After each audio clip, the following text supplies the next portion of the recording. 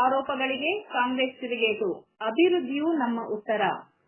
Pavagada: JDS ಪಕ್ಷ ನಡೆಸಿದ ಪ್ರತಿಭಟನೆ ಹಾಗೂ ಶಾಸಕರ ವಿರುದ್ಧದ ಟೀಕೆಗಳಿಗೆ ಕಾಂಗ್ರೆಸ್ ಯುವ ಘಟಕ ಪ್ರತಿಕ್ರಿಯೆಯನ್ನು ಬುಧವಾರ ನೀಡಿದ್ದು, ಶಾಸಕ ಎಚ್. ವಿ. ವೆಂಕಟೇಶ್ ಅವರ ಅವಧಿಯಲ್ಲಿ ನಡೆದ ಕೋಟ್ಯಾಂತರ ರೂಪಾಯಿ ಅಭಿವೃದ್ಧಿ ಕಾಮಗಾರಿಗಳ ವಿವರಗಳನ್ನು ಬಹಿರಂಗಪಡಿಸಿದೆ. ಬುಧವಾರ ಪಟ್ಟಣದಲ್ಲಿ ನಡೆದ ಸುದ್ದಿಗೋಷ್ಠಿಯಲ್ಲಿ ಮಾತನಾಡಿದ ಯುವ ಕಾಂಗ್ರೆಸ್ ಅಧ್ಯಕ್ಷ ಸುಜಿತ್ ರಾಜ್, ಜೆಡಿಎಸ್ ಪ್ರತಿಭಟನೆಗಳು ಕೇವಲ ಚುನಾವಣಾ ಗಿಮಿಕ್. ನಮ್ಮ ಶಾಸಕರು ತುಮಕೂರು ಮತ್ತು ಬೆಂಗಳೂರಿಗೆ ಓಡಾಡುತ್ತಿರುವುದು ವೈಯಕ್ತಿಕ ಕಾರಣಗಳಿಗೆ ಅಲ್ಲ, ತಾಲೂಕಿನ ಅಭಿವೃದ್ಧಿಗಾಗಿ, ಜನರ ಸಮಸ್ಯೆಗಳಿಗೆ ಅವರು ಸದಾ ಸ್ಪಂದಿಸುತ್ತಿದ್ದಾರೆ ಎಂದು ಸ್ಪಷ್ಟಪಡಿಸಿದರು.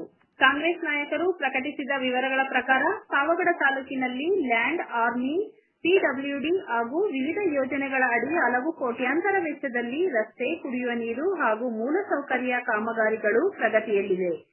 ಕಳೆದ 1 ತಿಂಗಳಲ್ಲಿ 22 ಬೋರ್ವೆಲ್ ಕೊರೆಸುವುದರ ಜೊತೆಗೆ ವಿವಿಧ ಗ್ರಾಮಗಳಿಗೆ ಸಂಪರ್ಕ ಕಲ್ಪಿಸುವ ರಸ್ತೆಗಳು ಪೂರ್ಣಗೊಂಡಿವೆ ಹಾಗೂ ಇನ್ನಷ್ಟು ಕಾಮಗಾರಿಗಳು ಜಾರಿಯಲ್ಲಿವೆ ಎಂದು ತಿಳಿಸಿದ್ದಾರೆ. ಪಾವಗಡ ತಾಲೂಕಲ್ಲಿ ಮಾಜಿ ಸಚಿವರ ಬಗ್ಗೆ ಮೊನ್ನೆ ಪ್ರತಿಭಟನೆ ಜೆಡಿಎಸ್ನವರು ಒಂದು ಆರೋಪ ಮಾಡಿದ್ದಾರೆ. ಇಲ್ಲಿ ಅಧಿಕಾರ ಎಲ್ಲನೂ ಮಾಜಿ ಸಚಿವರೇ ಚಲಾಯಿಸ್ತವ್ರೆ, ಶಾಸಕರ ಥರ ಬಿಂಬಿಸ್ಕೊಂಡು ಅಂತ ಹೇಳ್ತಾರೆ. ಮಾಜಿ ಶಾಸಕರು, ಮಾಜಿ ಸಚಿವರಾಗಿರ್ತಕ್ಕಂಥ ವೆಂಕಟಪ್ಪನವರು ಸುಮಾರು 50 ವರ್ಷಗಳಿಂದ ನಿರಂತರವಾಗಿ ಈ ತಾಲೂಕಿನ ಜನರ ಪರವಾಗಿ, ಅಭಿವೃದ್ಧಿ ಪರವಾಗಿ ಕೆಲಸ ಮಾಡಿರ್ತಕ್ಕಂಥವ್ರು ವೆಂಕಟಪ್ಪನವರು. ಅವರು ಅಧಿಕಾರ ಇರಲಿ, ಅಧಿಕಾರ ಇಲ್ಲದೆ ಇರಲಿ, ಯಾವಾಗಲೂ ಸದಾ ಜನರ ಬಗ್ಗೆ ಕಾಳಜಿ ವಹಿಸ್ಕೊಂಡು, ತಾಲೂಕಿನ ಬಗ್ಗೆ ಕಾಳಜಿ ವಹಿಸ್ಕೊಂಡು, ಬಡವರ ಬಗ್ಗೆ, ರೈತರ ಬಗ್ಗೆ, ದಲಿತರ ಬಗ್ಗೆ, ಕೂಲಿ ಕಾರ್ಮಿಕರ ಬಗ್ಗೆ ಉತ್ತಮವಾಗಿರ್ತಕ್ಕಂಥ ಬಾಂಧವ್ಯ ಇಟ್ಕೊಂಡು, ಮತದಾರರ ಬಗ್ಗೆ ಇವರೆಲ್ಲರನ್ನೂ ಕೂಡ ಒಗ್ಗೂಡಿಸ್ಕೊಂಡು ಒಮ್ಮತವಾಗಿ ಸಾಮಾಜಿಕ ನ್ಯಾಯಕ್ಕಾಗಿ ಯಾರಾದರೂ ಹೋದಂಥ ಸಂದರ್ಭದಲ್ಲಿ ನ್ಯಾಯ ಕೊಡ್ತಕ್ಕಂಥ ಮನಸ್ಥಿತಿ ಅವ್ರದ್ದು. ಅವರು ರಾಜಕಾರಣ ಇರಲಿ, ಅಧಿಕಾರ ಇರಲಿ ಬಿಡಲಿ, ಅವರೊಂದು ಪಕ್ಷದಲ್ಲಿ ಇರಲಿ ಬಿಡಲಿ, ಪಕ್ಷ ಅಂತ ಅವ್ರು ಯಾವತ್ತು ನೋಡಿದವರಲ್ಲ, ಜಾತಿ ಅಂತ ನೋಡಿದವರಲ್ಲ. ಅವರಿಗೆ ಯಾರಾದರೂ ಕಷ್ಟ ಅಂತ ಹೋದರೆ ಮಿಡಿಯುವಂಥ ಹೃದಯವಂತಿಕೆ ಇರ್ತಕ್ಕಂಥ ವೆಂಕಟಪ್ಪನವರು.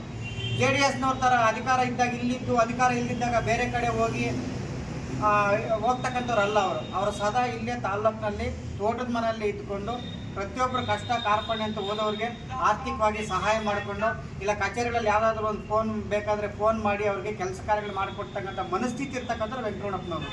ಏಕೈಕ ಸಚಿವರಾಗಿ 2 ಬಾರಿ ಸಚಿವರಾಗಿ 4 ಬಾರಿ ಶಾಸಕರಾಗಿ ಸೇವೆ ಮಾಡಿರ್ತಕ್ಕಂಥವ್ರು ವೆಂಕಟಪ್ಪನವರು. ಅವ್ರ ಬಗ್ಗೆ ಮಾತಾಡ್ತಕ್ಕಂಥ ನೈತಿಕತೆ ನಿಮಗಿಲ್ಲ, ಆ ನೈತಿಕತೆ ನಿಮಗಿಲ್ಲ. ಅವ್ರ ಬಗ್ಗೆ ಶಾಸಕರ ಥರ ವರ್ತನೆ ಮಾಡ್ತಾರೆ. ಅವರು ಶಾಸಕರಂತ ಎಲ್ಲೂ ಹೇಳ್ಕೊಂಡಿಲ್ಲ.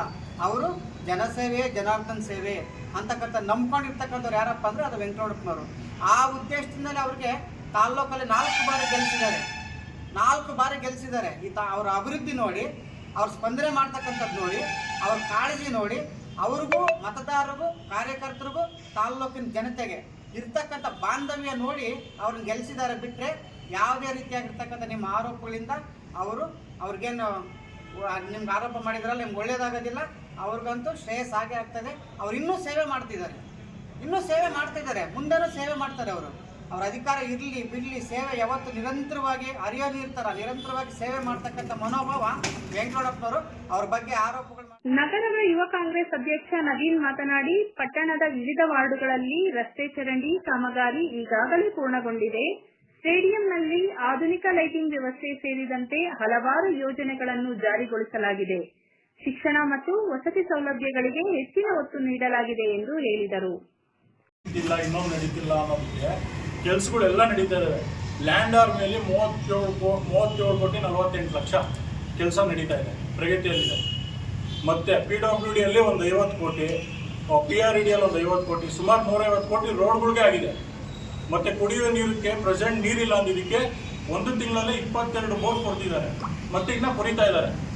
ಬ್ಯಾಕ್ವರ್ಡ್ ವಾಟರ್ ಅಲ್ಲಿ ನೀರು ಇಲ್ದಿದ್ದ ಕಾರಣ ಅವ್ರು 22 ಬೋರ್ ಇಮಿಡಿಯೇಟ್ MLA ಅವ್ರು ಹೇಳಿ ಮಾಡ್ತಾ ಇದ್ದೀವಿ. ಇದೆಲ್ಲ ಪ್ರಗತಿ ಅಲ್ವಾ? ಎಲ್ಲ ಪ್ರಗತಿಯಲ್ಲಿ ನಡೀತಾ ಇದೆ.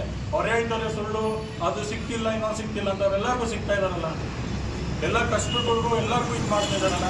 ಬೆಂಗಳೂರು ತುಮಕೂರು ಅಂತಾರೆ, ತಿಮ್ಮರಾಯಪ್ಪ ತುಮಕೂರಲ್ಲಿಲ್ವಾ? ಅವ್ರದ್ದು ತುಮಕೂರಲ್ಲ ತಾನೇ ವಾಸ ಇರೋದು. ತುಮೂಲ್ ಅಧ್ಯಕ್ಷರಾಗಿದ್ದಾರೆ, ತುಮಕೂರು ಬೆಂಗಳೂರು ಅದು ಎಲ್ಲ ಮೇಂಟೈನ್ ಮಾಡ್ಕೊಂಡು ಹೋಗ್ತಾ ಇದ್ದಾರೆ. ಇಲ್ಲೂ ಸಿಗ್ತಾರೆ, ವಾರಕ್ಕೆ 4 ದಿವಸ ಇಲ್ಲೇ ಇರ್ತಾರಲ್ಲ. ಮತ್ತೆ ಕಾಮಗಾರಿ ಲೀಸ್ಟ್ ಅಂದ್ರೆ ಪಾವಗಡ ದೇವಲ್ಕೆರೆ ರಸ್ತೆಗೆ 2 ಕೋಟಿ 20 ಲಕ್ಷ ಕೆಲಸ ಆಗಿದೆ, ಅದು ಕಂಪ್ಲೀಟೆಡ್ ಆಗಿದೆ.